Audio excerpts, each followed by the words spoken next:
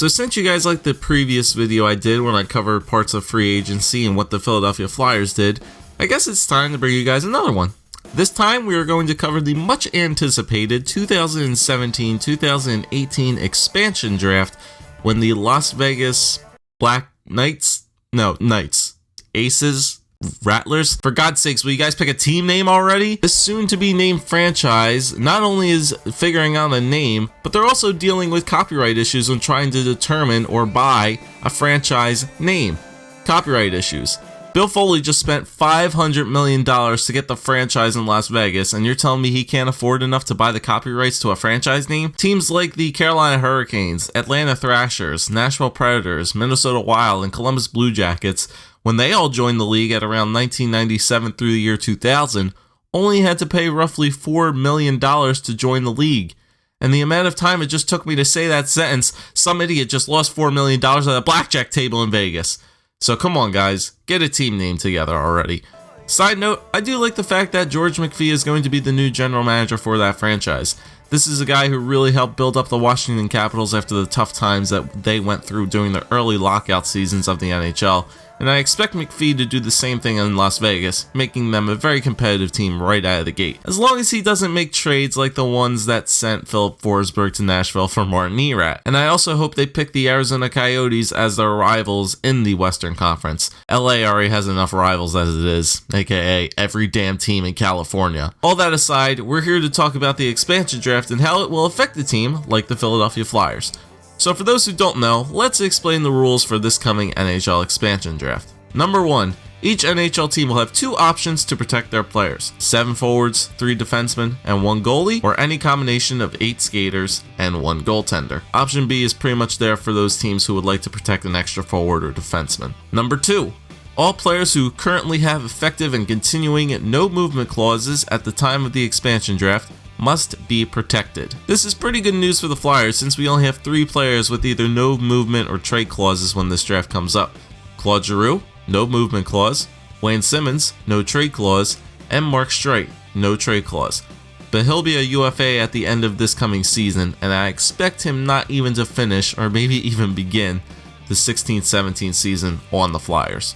Number 3, all first and second year professionals, as well as all unsigned draft choices, will be exempt from selection. Yes, Flyers fans, you can breathe a sigh of relief because none of our defensive prospects will be up for grabs in the draft, except for Robert Hagg, but I'll cover that later.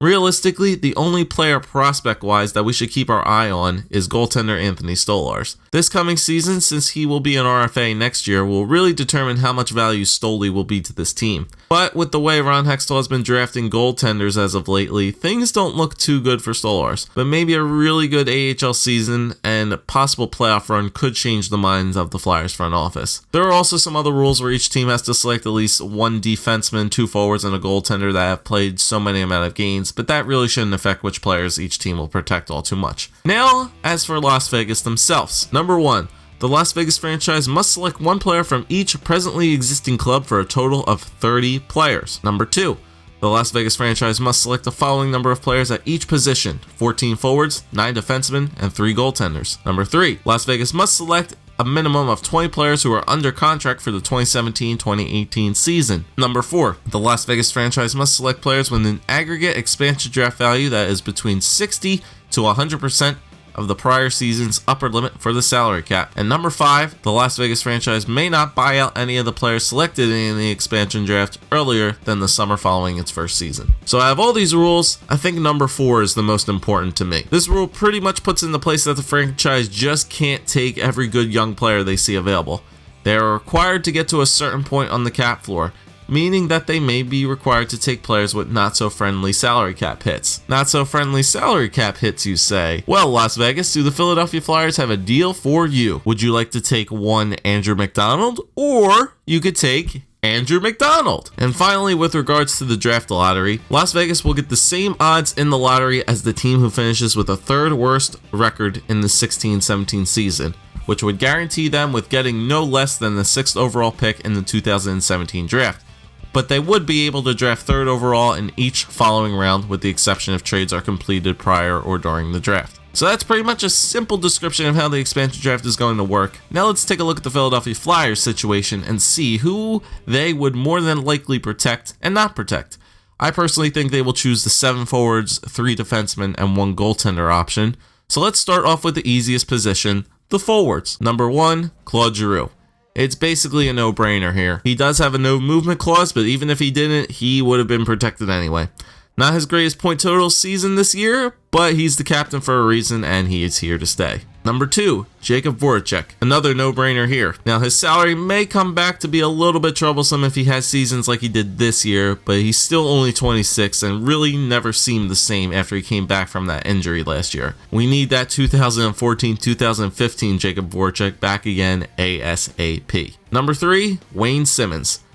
No trade clause, 32 goals, and a reasonable contract. Yeah, Simmonds stays. Number 4, Sean Couturier. I don't know if we will ever know if Sean Couturier can be that offensive type player, but we damn well know he is our best defensive forward. Number 5, Brayden Schenn. Now at the time I'm making this video, he still hasn't signed yet, but he's pretty much the last thing Hexy needs to do this offseason. He'll get his money.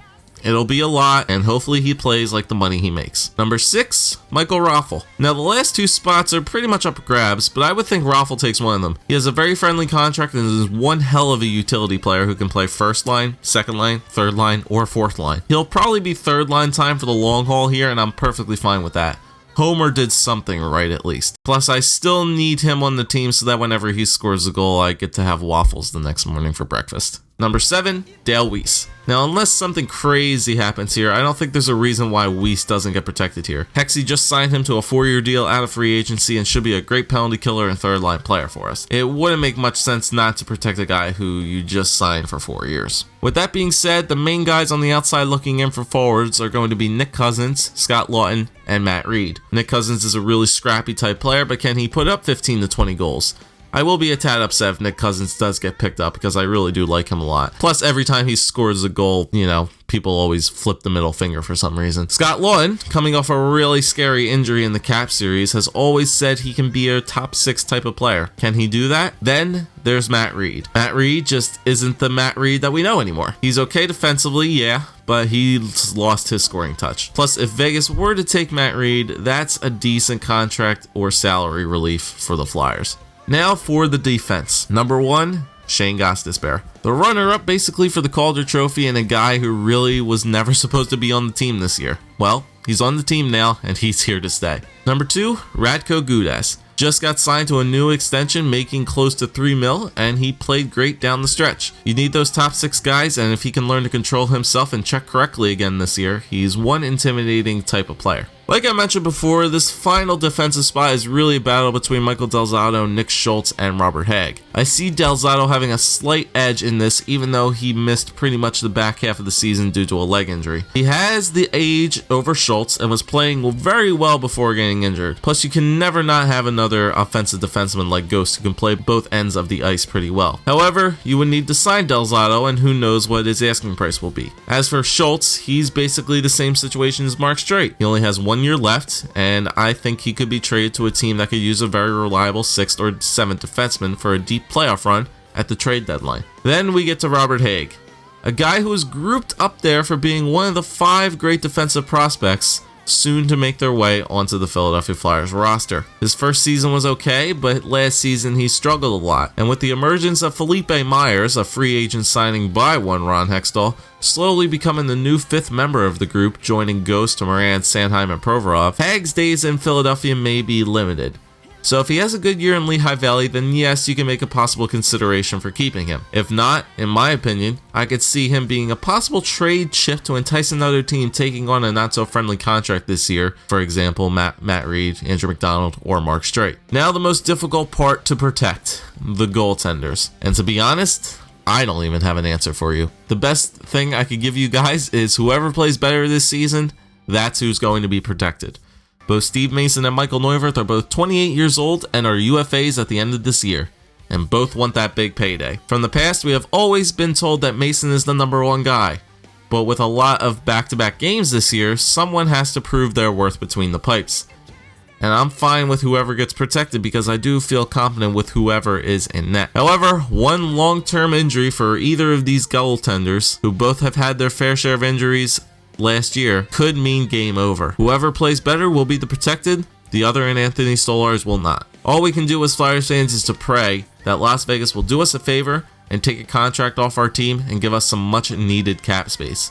We might not have a lot of big contracts coming up until a couple more years down the line, but having that cap space will allow a growing team like the Flyers to start making those bigger type of moves in free agency or trading for helping out players at the trade deadline.